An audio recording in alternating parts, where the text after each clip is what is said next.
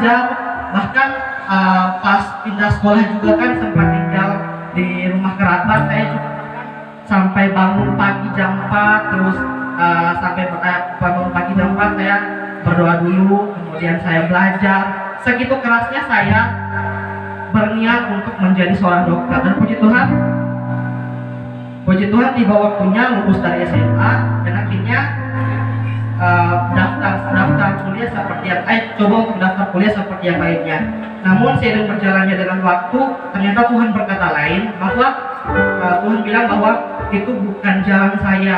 Dengan berat hati, dengan broken heart, dengan penuh kesedihan, saya harus melepas cita-cita yang sudah saya inginkan bertahun-tahun. Sedih saya sampai menangis, tapi itulah jalan Tuhan. Jalan Tuhan adalah yang berbuat baik buat kehidupan saya. Akhirnya saya ambil keputusan untuk daftar di tempat ini, dan puji Tuhan diperlancar. Walaupun ada beberapa hal yang seperti di hari terakhir pendaftaran, nanti bisa daftar sekitar 5 atau 10 menit sebelum pendaftaran ditutup. Puji Tuhan, dan juga akhirnya bisa daftar pendaftaran berkas bersama juga dengan almarhum Bapak Mardianto Pasoi di arah Pasir Putih.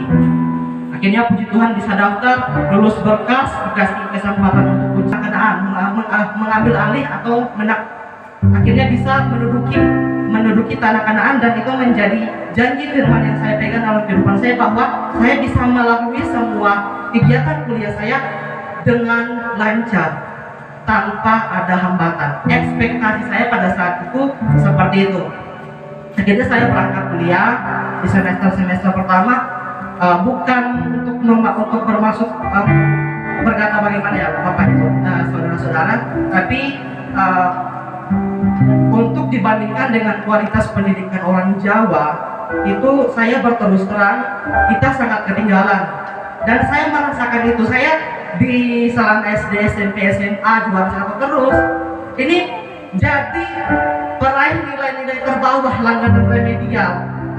Ini luar biasa. Saya mengalami salah satu fase terberat dalam kehidupan saya. Sebagai seorang penerima beasiswa, saya diwajibkan untuk beberapa hal, termasuk saya punya IP tertentu dengan nilai sekitar di 3,0, dan saya mendapatkan di bawah itu. Saya akhirnya harus bawa ke ruang wakil direktur, harus bicara di sana, dan berpeluang untuk pencabutan beasiswa atau bahkan DO. Nah, itu menjadi satu pukulan yang berat buat kehidupan saya. Saya cerita sama mama, sama keluarga semua. Saya terasa sudah tidak bisa menghadapi semua itu. Akhirnya saya sudah mikir, kira-kira kalau saya tanya DO mau pindah kampus mana, sudah sampai tahap itu. Saking putus asanya saya pada saat itu.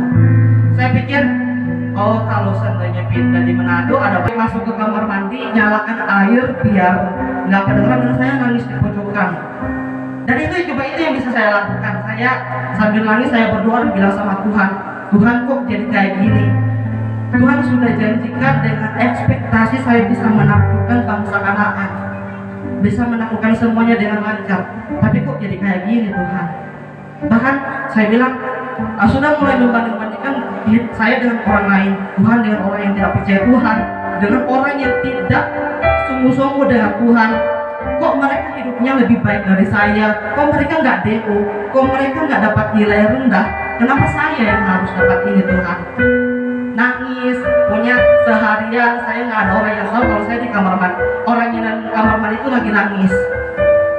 Tapi puji Tuhan, beberapa hari kemudian saya dapat kabar gembira bahwa saya dapat kesempatan untuk lanjut secara bersyarat.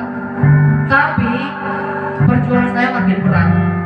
Sudah sudah menyesuaikan antara pendidikan di sini, antara pengetahuan yang saya miliki dengan orang-orang di sana juga sudah susah. Dan di semester berlalu, akhirnya sampai di semester 7, dan itu termasuk berat juga karena masih banyak yang ketinggalan, dan saya juga harus meneruskan semester saya. Rumit, sangat susah buat saya, melelahkan.